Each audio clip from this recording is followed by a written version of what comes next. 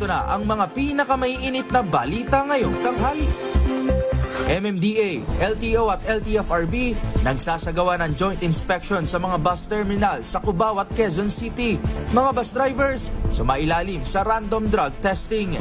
Pasahero, natangayan ng bags sa PITX. Legislative calendar ng Kamara aamyendahan para bigyan daan ng ratification ng 2026 General Appropriations Bill.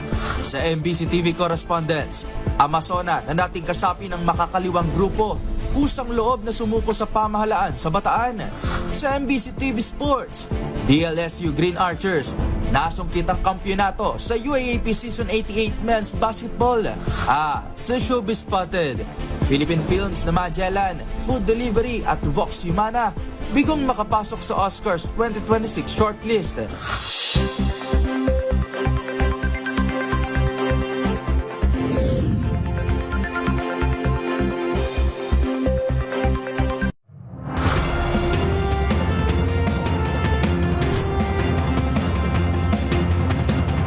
Bawat balita, makabuluhan.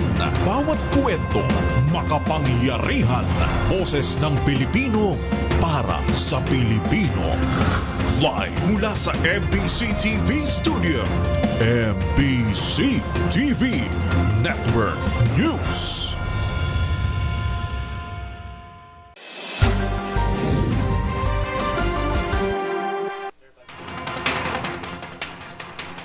Pilipinas, una sa ating mga balita, magkakasamang sinuyod ng MMDA, LTO at LTFRB ang iba't ibang bus terminal sa Cubao, Quezon City bilang paghahanda sa tumitinding Christmas rush ngayong holiday season. Sumalang din sa random drug test ang mga bus driver, gayon din ang mga enforcer mismo ng LTO. Magbabalita si Val Gonzales. 7 araw bago ang Pasko, nagsagawa ng joint inspection ng Metropolitan Manila Development Authority o MMDA, Department of Transportation, LTO at LTFRB sa hilera ng mga bus terminal sa Cubao, Quezon City. Kasama sa isinagawang inspeksyon sina MMDA Chairman Romando Artes at LTO Chief Assistant Secretary Marcos Lacanilao, maging si DOTR Undersecretary for Road Transport Yusek Ramon Reyes. Ilan sa mga ininspeksyong terminal ay ang 5-star bus, Baliwag Transit at ang Genesis bus. Kasabay ng inspeksyon ay sumailalim rin ng ilang mga bus drivers sa random drug testing ngayong araw. Ayon kay Chairman Artes, ang isinagawang inspeksyon ay upang matiyak ang kaligtasan ng mga pasahero at driver na bibiyahe ngayong holiday season. Bukod sa mga drivers, sumailalim din sa random drug test ang ilang mga enforcers mula sa LTO. Ngayong araw ay wala pa namang tsuper ng bus ang nagpupositibo sa paggamit ng illegal na droga. Sabi naman ni LTO Asek Lacanilao, nakukumpiskahin ng lisensya ng sinumang driver na magpupositibo sa drug test at hindi na rin papayagan na makabiyahe. Batay sa pagtaya ng MMDA, inaasahang nasa halos kalahating milyong sasakyan ang dadaan sa buong stretch ng EDSA pagsapit ng araw ng Biyernes. Kaya't may paalala ang MMDA sa mga bibiyahe, mga dadalo sa kaliwat ka ng mga Christmas party at mga magsishopping sa mga mall na magbaon ng sangkaterbang pasensya. Again, sa ating po mga kababayan, saluhin po natin yung ating pagbiyahe, make sure na nasa kondisyon yung ating mga sasakyan.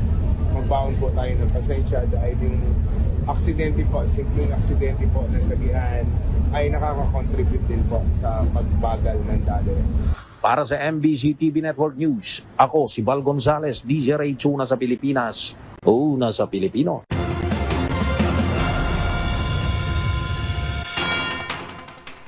Samantala, ipinagpaliban muna ng Land Transportation Franchising and Regulatory Board o LTFRB ang pagpapatupad ng surge price cap para sa Transport Network Vehicle Service o TNVS. Ayon kay LTFRB Chairperson Attorney Vigor Mendoza II, sa halip na sa December 17 ay sa December 20 na lamang ito magiging epektibo para makapaghanda sa sistema kaugnay ng adjustment sa pamasahe. Kwento ni Mendoza sa DZRH, sumulat sa kanilang mga transport network companies para humiling ng dagdag araw upang mabigyan sila ng sapat na panahon para sa mga gagawing adjustment. Sinabi naman ni Mendoza na pansamantala lamang ang implementasyon ng price cap at epektibo lang ito hanggang January 4, 2026. We are gathering data, we're gathering, importante kasi surge cap is the monitoring aspect eh. So yan kasama na po dyan yung pag-use sa technology side of it. No? So ito hanggang January 4 lang po to, by that time, dapat lahat ng datos na kailangan namin makuha, paano ini-implement, paano namin monitor ang surge price cap, masa amin na po. No? So that come January, pag na-review namin yung fare matrix ng TNVS, sapat na ang datos namin para makapaggawa ng isang fare matrix na reasonable, na sapat para sa mga driver at operator at yung kakayanin naman ng ating mga pasero. Target ng LTFRB na mabuo ang proposed fare matrix para sa mga TNVS bago matapos ang Enero. Sa ilalim ng surge price cap, imbes na hanggang 20% base fare na dagdag sa pamasahe, ibinaba na lamang ito ng LTFRB sa 100%.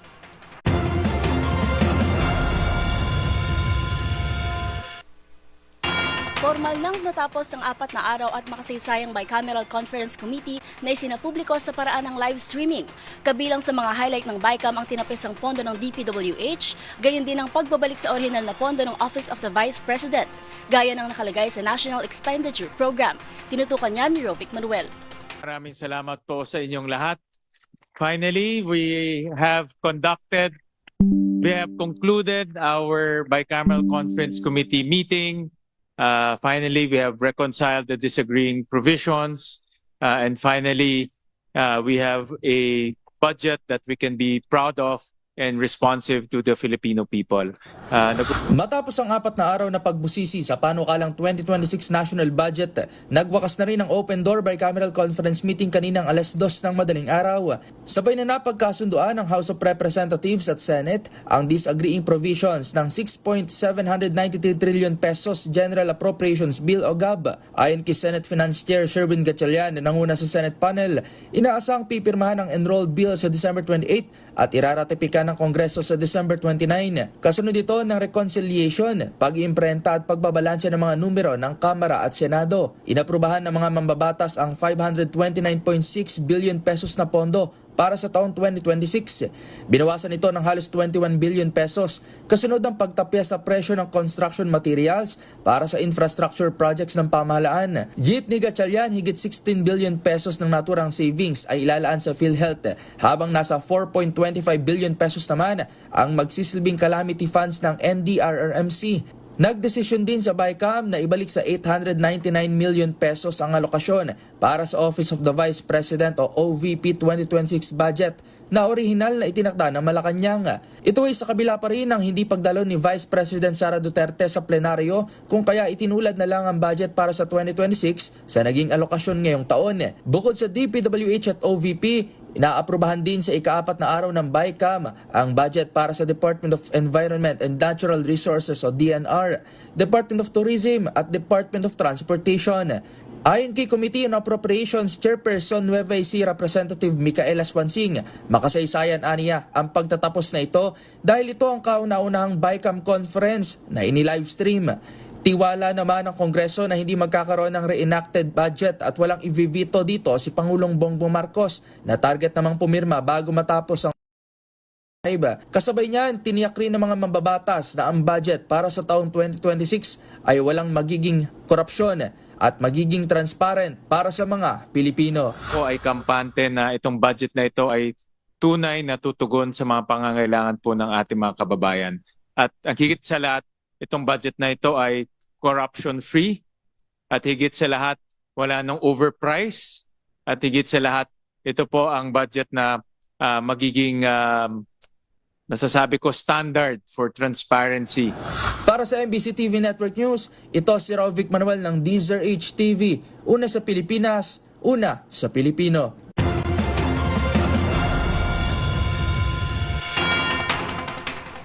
Kaugnay niyan, plano namang i-extend ng parehong mataas at mababang kapulungan ng Kongreso ang kanilang legislative calendar upang maihabol ang ratifikasyon ng 2026 national budget bago matapos ang kasalukuyang taon. Narito ang ulat ni Milky Rigonana. Palalawigin ng Kamara at Senado ang kanilang sesyon hanggang December 29 para bigyang daan ang ratifikasyon ng 2026 proposed national budget. Ang kay Nueva Ecija Representative Micaela Swansing, chair ng House Committee on Appropriations, sa Lunes, December 22, aamyandahan ng 2 kapulungan ng Kongreso Tandaan December 22 unang nakaschedule ang ratification ng budget na sana ay last day din ng sesyon para bigyang daan ang Christmas break. Pero ayon kay Swansing, hindi umano matatapos kaagad ng BICAM Secretariat ang report na mga raratipikahan. Nagsimula ang BICAM deliberations noong December 13 hanggang December 17 at tatagal ng 5 araw ang pag-finalize ng report ng 2 kapulungan ng Kongreso. Habang pinaplansya ng Secretariat ang magiging enrolled GAB o General Appropriations Bill, sinabi ni Swansing na sasabayan ito ng pagrepaso naman ng Department of Budget and Management. Para sa MBC TV Network News, ako si Milka Regunan, una sa Pilipinas, una sa Pilipino.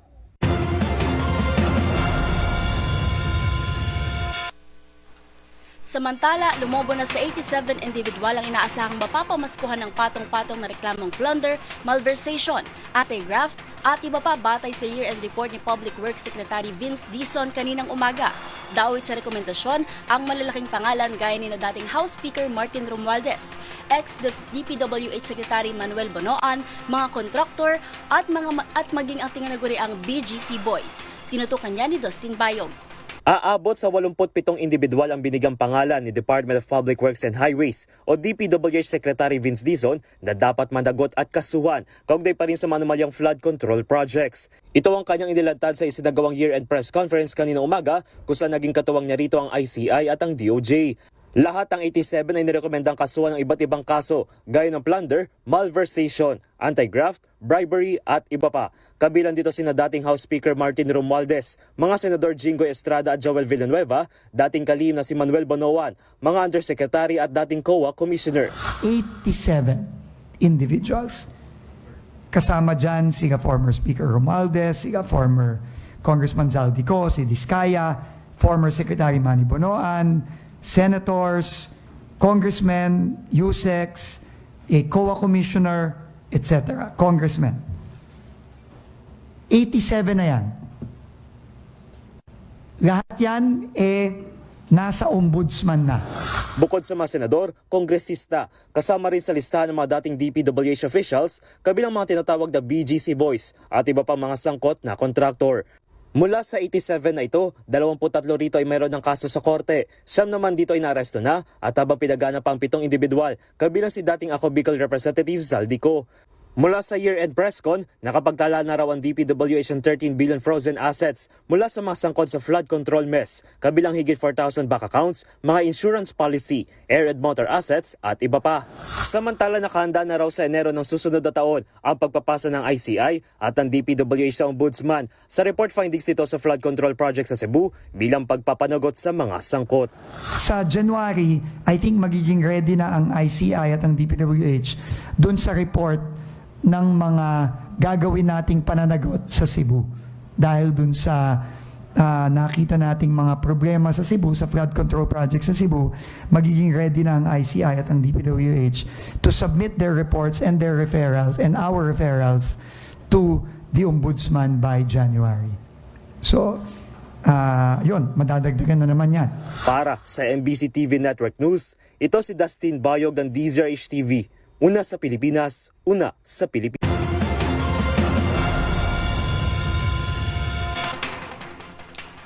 Samantala, natangayan ng bag ang isang pasaherong pilot student sa Parañaque Integrated Terminal Exchange o PITX. Ayon sa Parañaque Police na nakadeploy sa terminal, kumakain lamang ang lalaking estudyante kasama ang 2 iba pa sa restaurant doon. Nakalagay ang bag ng biktima sa kanyang likuran habang ang suspect na isang lalaki nagmamasid na pala at tinatarget ang kanyang backpack. Hindi raw namalayan ng biktima na nadali na pala ang kanyang bag na naglalaman ng 2 iPhone, isang tablet at wallet na may cash. Nagsasagawa ng backtracking ang Parañaque Police para matunton ang suspect. Mahigpit na ipinapatupad na seguridad sa PITX ngayong Kapaskuhan. Kabilang dito ang pag-activate sa komprehensibong holiday transport plan gaya ng Expanded Customer Assistance Desk, koordinasyon sa mga lokal at nasyonal na ahensya ng pamahalaan. Tiniyak naman ni Jason Salvador, ang Corporate Affairs and Government Relations Director ng terminal, ang kanilang kahandaan para sa 3 milyong pasahero na dadaan sa PITX ngayong holiday season.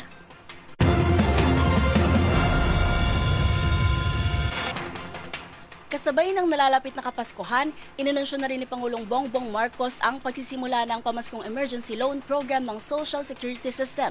Dito makahingi ng tulong ang ating mga kababayan ng hindi nalulubog sa utang. Ang mga pamantayan sa loan, alamin sa report ni Let Narciso. Inanunsyo ni Pangulong Ferdinand Marcos Jr. na bukas na simula ngayong araw ang Emergency Loan Program ng Social Security System o SSS. Bunsod ito ng pagsailalim ng bansa sa state of national calamity dahil sa sunod-sunod na kalamidad at sakuna. Sa isang video message, sinabi ng Pangulo na bahagi ito ng mga hakbang ng pamahalaan para masigurong may maaasahang pondo ang bawat Pilipino sa oras ng pangailangan nang hindi nalulubog sa utang. Ayon kay Pangulong Marcos, maaaring mag-avail ang mga kwalipikadong miyembro ng SSS sa emergency loan na may 7% interest lamang kada taon. May 6 na buwan rin anyang moratorium, kaya may oras ang pamilya na makabangon bago magsimulang magbayad. Dagdag pa ni PBBM, sa pamagitan ng SSS emergency loan ay makasisiguro ang mga miyembro na ang inutang ay ligtas, abot kaya at malinaw na alternatibo sa mga pautang na mas mataas ang interes. Maganda po ito kasi imbis na pupunta po kayo sa 5-6 at mapasubo sa malalim na utang, ay meron na kayong magagamit at ang babayaran lang ay 7% lamang. Kaya sana ito'y makatulong po sa inyo lahat. Para sa MBC TV Network News, ito si Let Narciso ng DZRH. Una sa Pilipinas, una sa Pilipino.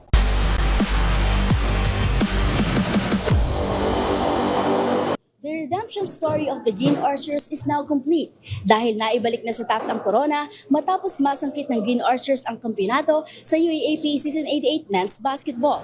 Muling nakasungkit ng championship ang De La Salle University matapos talunin ang University of the Philippines with 80-72 final score sa winner-take-all Game 3 ng Season 88 Finals. Ang laro ay dinuluhan ng 24,339 fans sa Smart Araneta Coliseum. Ito rin ang huling UAAP appearance ng mga La Salle veteran na sina Mike Phillips at Bright Juanco kasama ang mga UP standouts na sina Harold Alarcon, Terence Fortea, Jerry Abadiano, Raylan Torres at Janjan Felicilda. Sa isang eksklusibong panayam ng DZRH TV kay Coach Topex Robinson, sinabi nitong blessed and grateful silang muling masungkit ang naturang kampeonato. Inamin din nitong hindi niya napigilang maging emosyonal matapos magbunga ang paghihirap ng kanilang kupunan. We're so blessed to be given this championship. You know, it's just so we're so grateful for the opportunity to get another championship. You know, I'm just still lost for words, but again, we're just so blessed and grateful. With the way the season happened to us, I guess it's really something that, you know, you cannot you cannot fathom how everything turned out. You know, we had so many challenges down the season, but we were able to deliver. So we're just so grateful. Pinangunahan ni Mike Phillips ang La Salle na may 25 points at 18 rebounds sa Game 3 at hinirang na Finals MVP. Sinagot din ito ang tanong kung anong bang salitang maglalarawan sa kanyang huling taon sa DLSU. I would just say faith, full of faith. Like I said, there's so many times where I doubted myself, where I doubted where God was taking us. I doubted, hey, God, are you there? Are you listening? And time again, he showed me, I'm here, my son, I'm here, my child. I love you not because you're a champion, not because you won, but because you're mine, because you're broken, and I love you because of your brokenness. He didn't go up on the cross and die for us because we're champions. He went up and died on the cross because we're his children. And he showed me that love, even though ang tigas talaga yung ulo ko minsan, he's always patient with me and yeah, that was how I would describe this season. Pagdating naman sa kanyang plano pagkatapos ng kanyang UAAP career, yeah, actually right now I don't have anything, you know, any aspiration. My only aspiration, is just to go home and see my mom and dad first, hug them so tight, and see Kuya Ben and Squeeze and go to Kuya Ben's wedding. nakapagtala rin si Mason Amos ng 11 points, 4 assists, 3 rebounds at 3 blocks, habang si Boris Marasigan ay nagtala ng 10 points at 2 steals. Basketball Championship ng La Salle at naging ikalawang number 4 seed sa Final Four era na nakakuha ng title. Mula rito sa Smart Araneta Coliseum, ito si Mili Borja ng DZRH TV, una sa Pilipinas, una sa Pilipino.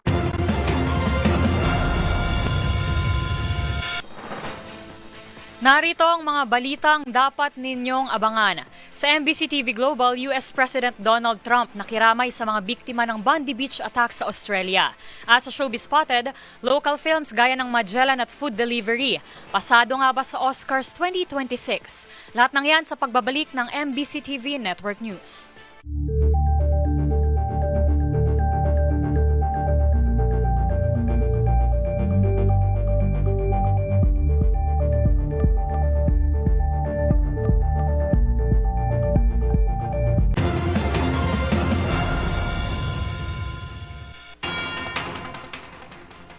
Sa pagpapatuloy ng ating balitaan, pasado 2:00 kaninang madaling araw ng opisyal ng selyuhan ng Bicameral Conference Committee o BICAM ang deliberasyon ng 2026 National Budget, kung saan tuluyan ang tinapyasan ang hiling na pondo ng DPWH.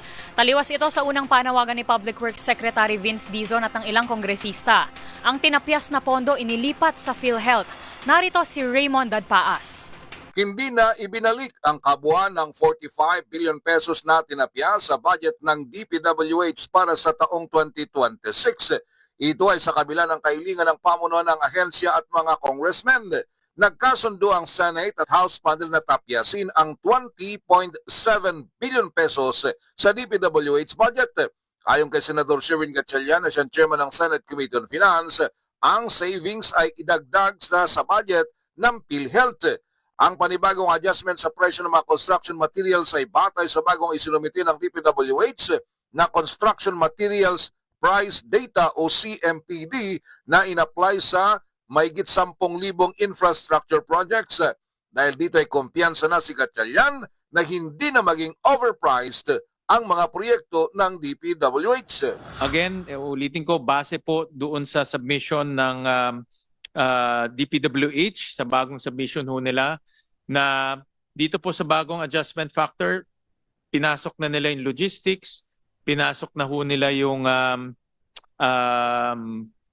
hauling cost at iba pang mga cost. So naging mas near actual, no? Hindi pa siya actual but near actual na po yung cost nila. At in-apply ho namin yan to all 20,000 projects. So ang resulta ng na savings na nakuha ho natin ay 20.7 billion pesos. So, confident po ako sabihin na wala nang overpriced na materyales sa loob po nitong budget na ito. 2:22 na ng umaga kaninang isara ang BICAM sa 6.793 trillion pesos 2026 budget na tumagal ng 6 na araw. Kapwa kumpiyansa ang mga Senate at House panel members na natugunan ng kagustuhan ng ating mga kababayan na maging mas transparent ang proseso ng budget. Hindi man perfect, ngunit umasa si Gatchalian na ito na ang maging standard sa mga susunod na budget proceedings. Dahil tumagal ang proseso ng BICAM ng ilang araw ay naurong din ang target na ratification ng BICAM report. Sa halip na sa December 22 ay kailangan bumalik ang mga congressmen at senador na magsesyon para sa ratification sa December 29. Finally, we have a budget that we can be proud of and responsive to the Filipino people. Nag-umpisa tayo medyo tense, medyo kinakabahan, pero ako ay kampante na itong budget na ito ay tunay na tutugon sa mga pangangailangan po ng ating mga kababayan. At ang higit sa lahat, itong budget na ito ay corruption-free, at higit sa lahat, wala nang overprice, at higit sa lahat, ito po ang budget na magiging nasasabi ko standard for transparency. Lalong-lalo na marami ho tayong inilagay doon na magiging available sa ating mga kababayan. Para sa MBC TV Network News, ito si Raymond Dadpaas ng DZRH, una sa Pilipinas, una sa Pilipino.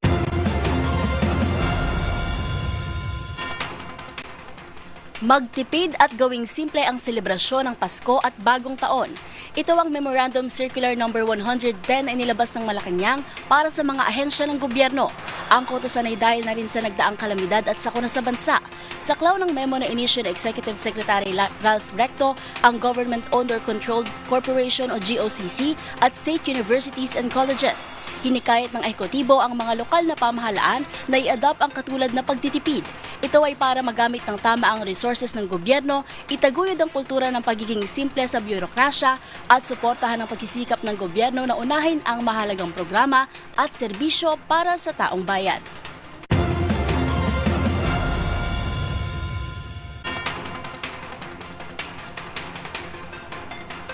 Samantala, nagpapatuloy naman ang palitan ng impormasyon sa pagitan ng Pilipinas at Australia upang maungkat ang totoong nangyari sa likod ng madugong Bondi Beach sa Australia. Ito ay matapos mapag-alamang nanggaling sa Davao ang mag-amang suspect bago maganap ang krimen. Ang mga detalye ay babalita ni Edniel Parosa. Nakikipag-ugnayan ng security sector ng Pilipinas sa Australia para sa palitan ng impormasyon kasunod ng mass shooting sa Bondi Beach. Ayon kay National Security Advisor Eduardo Anyo, partikular na inaalam ng otoridad ay kung ano ang naging pakay ng mag-amang gunmen nang pumasok sila sa Davao bilang turista. Sa hiwalay na pahayag, tiniyak ni Armed Forces spokesperson Colonel Francel Padilla na gumagana ang intel sharing nito sa Australia na may umiiral na visiting forces agreement sa Maynila. So if in the event that these individuals are flagged, we will be informed accordingly and we will assure you that we will act on any information that is given.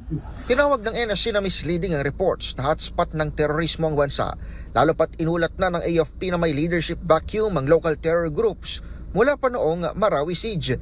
Binigyang diin ni Anyo na mismong United Nations at Amerika ang nagsasabing remnants na lamang ng naturang mga grupo ang natitira sa bansa. Sa datos ng AFP, mula 1,257, buwaba na umano sa nasa 50 na lamang ang kalat-kalat na miyembro ng LTGs. Sa hiwalay na pahayag, sinabi ni AFP Chief of Staff General Romeo Brother Jr. na sa ngayon nakatutok ang investigasyon sa mga pinuntahan at nakausap na mag-amang shooter nang sila'y bumisita sa bansa bago ang terror attack sa Australia.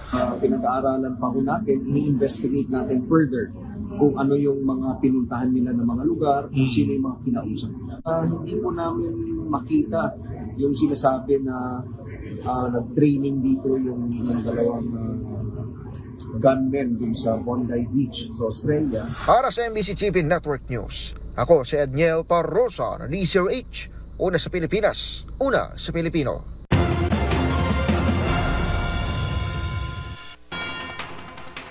Pinalaga ni Quezon City 5th District Representative BM Vargas ang pagdawit sa kanya ng grupong United People Against Corruption.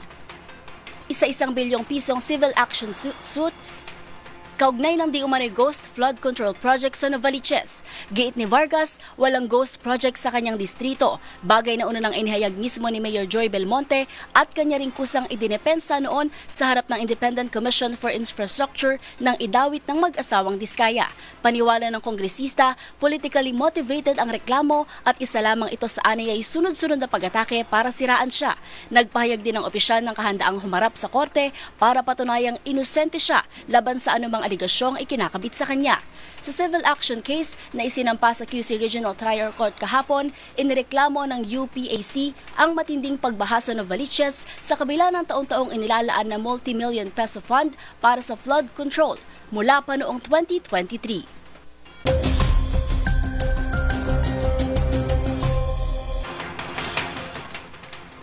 Sa ating lagay ng panahon ngayong araw, 3 weather systems ang umiiral sa bansa sa pansamantalang pagkawala ng shear line.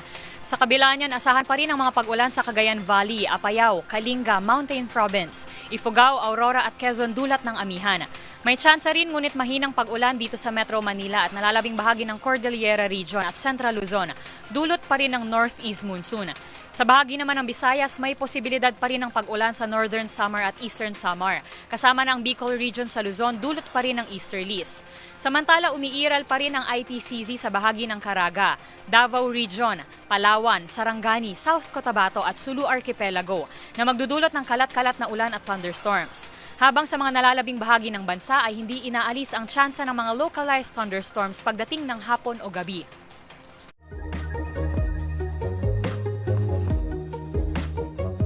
Nagsimula niyo na bang marinig ang kampana ng inyong mga simbahan lalo na tuwing madaling araw? O di naman kayo naglipana na ulit sa mga kalsada ang mga nagtitinda ng bibingka at puto bumbong? Senyalis na kasi yan na nagsimula na ang simbang gabi para sa nalalapit na pagdiriwang ng Pasko.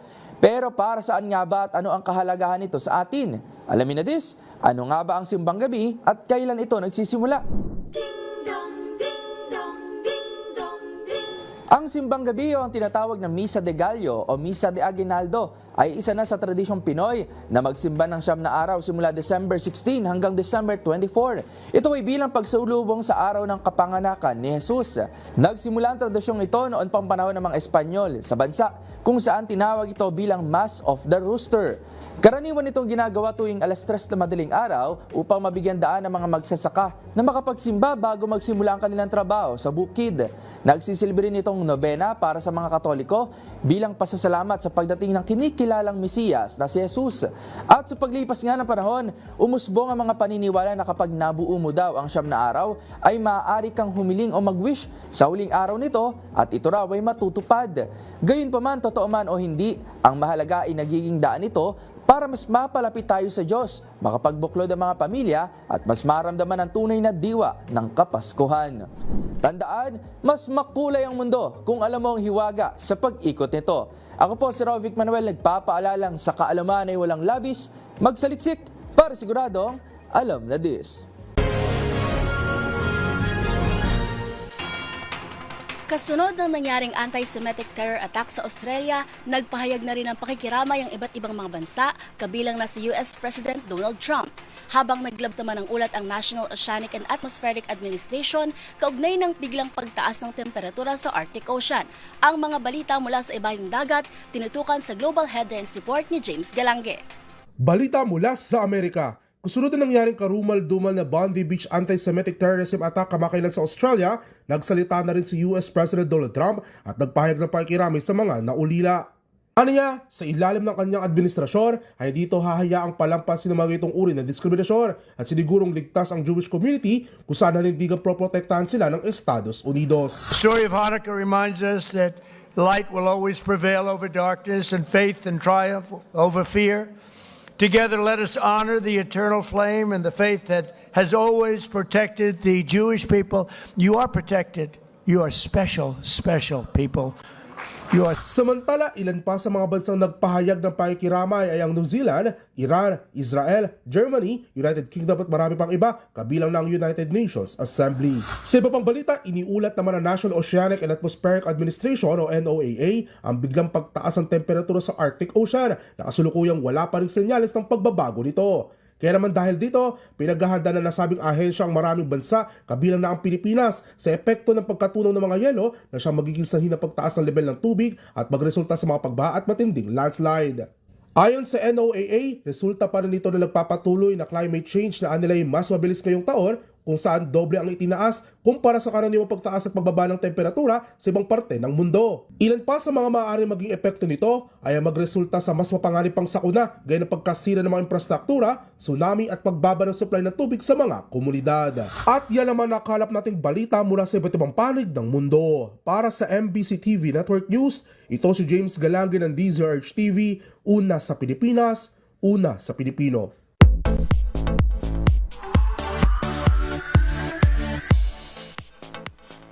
Samantala, hindi naman nakapasok ang 3 local films ng bansa para sa shortlist ng 98 Academy Awards o Oscar sa susunod na taon.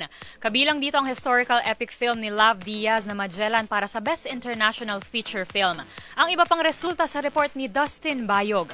Inilabas na kahapon ng Academy of Motion Picture Arts and Sciences ang official shortlist ng mga entries sa 12 kategorya para sa 98 Academy Awards o Oscars. Hindi nga nakapasok dito ang historical epic film ni Lav Diaz na Magellan para sa Best International Feature Film kung sa 15 sa 86 entries lamang nakapasok sa shortlist. Hindi rin nakapasok ang likha ni Baby Ruth Villarama na Full Delivery para sa Best Documentary Feature Film kung saan 201 na palabas ang kasama sa mga eligible entries. Bigo rin ang Vox Humana ni Don Eblahan para sa Best Live Action Short Film category kung saan 207 na palabas ang kasama sa mga sinuri. Kaugnay nito, pasok naman ang ilan sa mga kilalang nilang nakamit. Kabilang din ang K-pop Demon Hunters hit song na Golden sa nakapasok na shortlist para sa Best Original Song. Samantala, gaganapin ang 98 Academy Awards sa March 15, 2026 sa Dolby Theater sa Ovation Hollywood, kung saan si Conan O'Brien ang inaasahang babalik bilang host. Para sa MBC TV Network News, sa ngalan ni Angelica Cosme, ako si Dustin Bayog ng DZRH TV. Una sa Pilipinas, una sa Pilipino.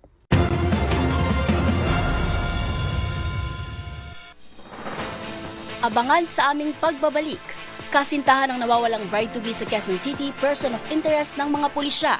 Sa MBC TV Sports, 2 panibagong ginto ng Pilipinas sa SEA Games, nasungkit sa women's football at Mobile Legends. Sa Hoy Bawal Yan, 7 araw bago ang Pasko, hindi pa rin ba dumarating ang inyong 13th month pay? Ang parusa riyan, alamin. Yan at marami pang iba, dito lang sa MBC TV Network News.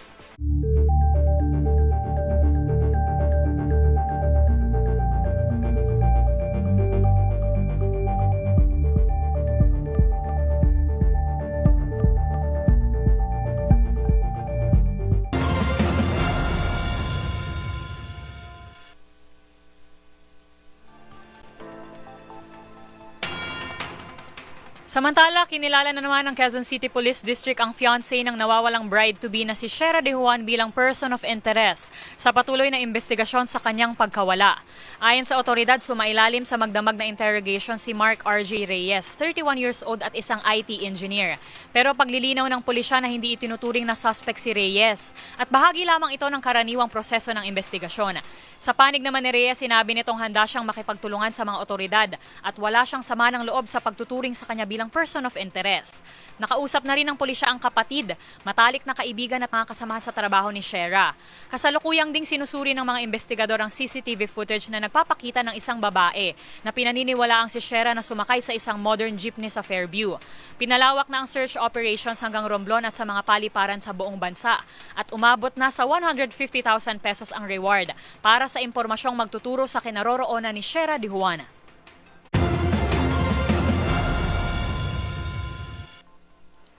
Samantala, eksaktong 1 linggo bago ang Pasko, naghandog naman ng munting pamasko ang mga estudyante ng isang state college sa persons deprived of liberty sa isang kulungan sa Davao de Oro. Yan ang iba pang mga rumarapitong balita mula sa probinsya, hatid ng iba't ibang istasyon sa ilalim ng MBC Media Group.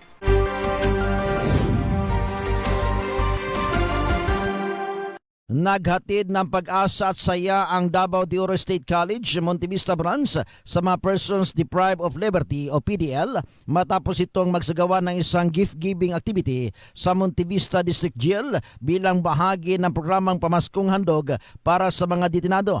Layunin ng aktibidad na may bahagi ang diwa ng Pasko sa mga PDL sa pamamagitan ng pamamahagi ng mga pangunahing pangangailangan at simpleng regalo na inihanda batay sa kanilang wish list. Ipinahayag ng mga benepisyaryo ang kanilang pasasalamat, sabay sabing ramdam nila ang malasakit at patuloy na pagkilala sa kanilang pagkatao sa kabila ng kanilang kalagayan. Ayon sa DDOC Montevista Branch, bahagi ng kanilang advokasya ang magsulong ng serbisyong pangkomunidad at panlipunang pananagutan lalo na sa mga sektor na nangailangan ng suporta at pag-asa. Pinatatag din ng aktibidad ang ugnayan ng DDOSC at ng Montevista District Jail habang ipinakita ang tunay na diwa ng Pasko, ang pabibigay, pagbabahagi at malasakit sa kapwa. Para sa MBC TV Network News, ito si June Soter, una sa Pilipinas, una sa Pilipino. Kusang loob na sumuko sa pamahalaan sa Bataan Police Provincial Office ang isang babae na dating kasapi ng mga grupo rebelde. Nakasabay nitong isinuko ang isang baril at isang granada.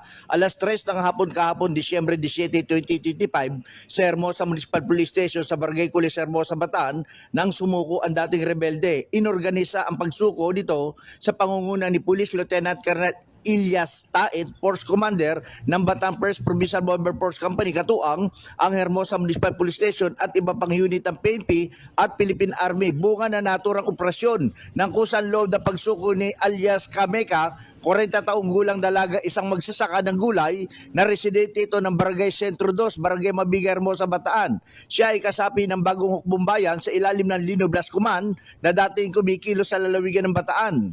Bilang patunay ng kanyang pagsuko at pagtalikod sa CPP, NPA, NDF na dati niyang kinakaanibang grupo, isinuko din ito ang isang improvised na 12-gauge shotgun at isang granada. Samantalang nananawagan si Colonel Martes Salvadora, Provincial Director ng Bataan Police, sa iba pang natitirang dating rebelde na magbalik loob na sa pamahalaan at tiniyak niya ang tulong na pangako ng pamahalaan sa mga magbabalik loob sa pamahalaan.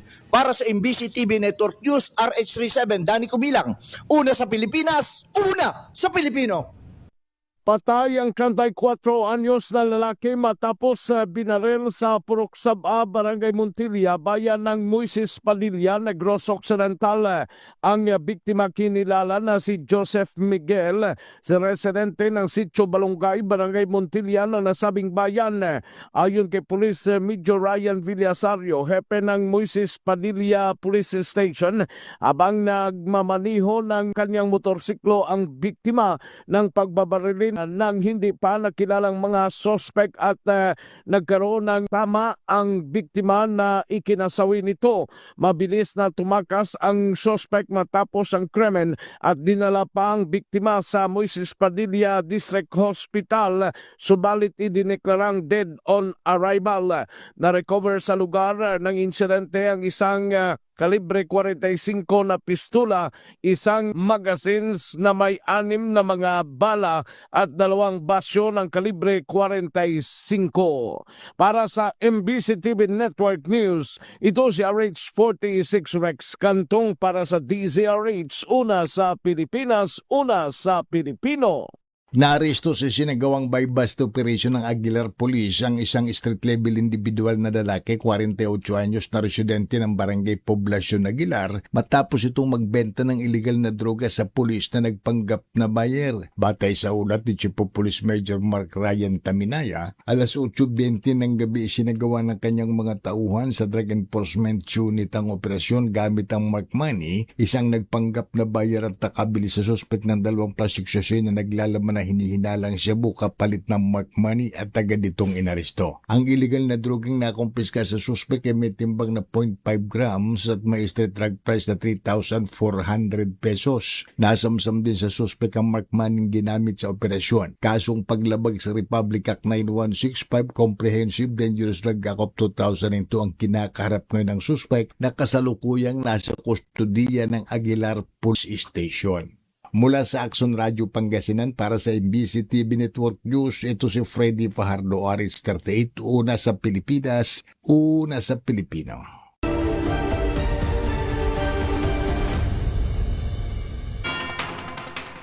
Sa pagtatapos ng bawat taon, isang 13-month pay sa mga aginaldo na pinakahihintay ng mga empleyado. Dito kasi madalas sinuhugot ang budget para sa ibang bayarin at bilang panregalo sa mga mahal natin sa buhay. E paano naman kung nalalapit na ang Pasko pero hindi pa rin ito dumarating? Ano nga ba ang sagutin sa batas ng employer dito? Alamin sa report ni Dustin Bayog.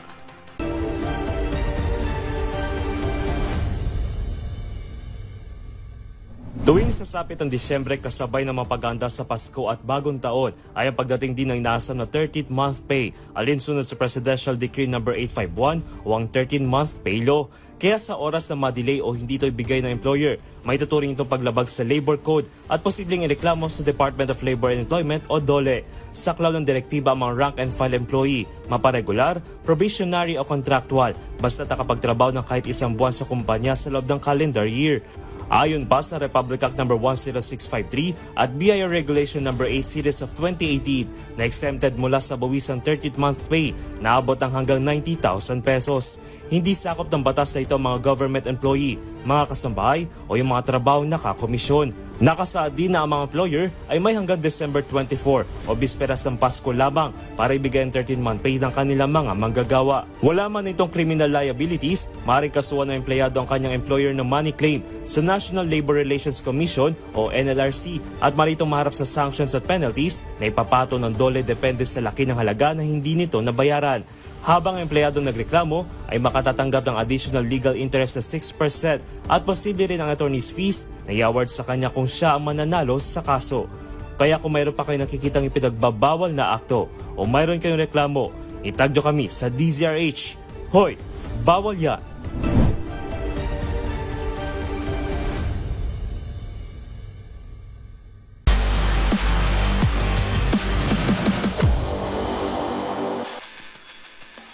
Dalawang makasaysayang tagumpayang inukit ng Pilipinas sa 2025 Southeast Asian Games kahapon matapos masungkit ang unang ginto sa women's football at ipagpatuloy ang dominasyon ng Mobile Legends Bang Bang.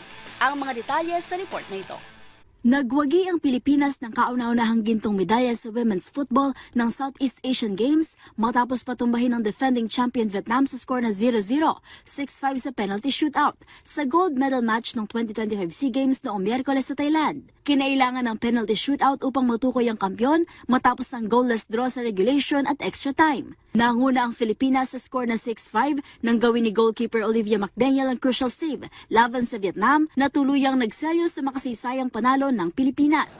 Samantala, tinapos naman ni Kel Oheb Soriano ang kanyang unang SEA Games appearance sa isang golden way matapos pangunahan ng Cebu men sa 4-0 na panalo laban sa Malaysia sa Mobile Legends Bang Bang Men's Finals ng Miyerkules sa Thailand. Nagningning ang Vietnam gold laner upang tulungan ng Pilipinas na patatagin ang kanilang dominasyon sa Regional Biennial Meet na kumuha ng ika-4 na sunod na gold simula nang mag-debut ang MLBB sa SEA Games noong 2019. Sinimula ng Sibol ang laro sa Game 1 sa pamagitan ng pagkakait sa Malaysia ng anumang objectives sa loob ng 12 minutes and 54 seconds. Sa Game 2, maliit lang ang pagbabago sa strategy ng Malaysia habang patuloy ang dominasyon ng Sibol. Nakapagtala ng maniac si Oheb bago tinulungan ni Carl Tisi Nepomuceno gamit ang Lancelot ang wipeout para mapunan ng 2-0 start. Ito na ang ikalawang gold ni Carl Tisi sa SEA Games simula noong 2019, habang si Oheb ay nakakuha ng kanyang unang gold.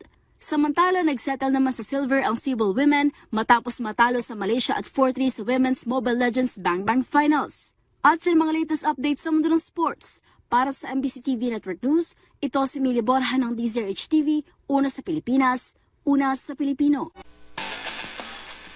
At sa kapapasok nga lang pong balita, wagi si Filipina tennis star Alex Iala ng gintong medalya sa women's singles tennis ng 2025 Southeast Asian Games matapos talunin ng homebet na si Mananchaya sa Wangkeo at 6-1, 6-2 ngayong araw sa Thailand. Dahil sa panalong ito, natapos ni Iala ang 26-year drought ng Pilipinas sa women's single at siya rin ang kauna-unahang Pinay na nagkamit ng ginto mula noong 1999.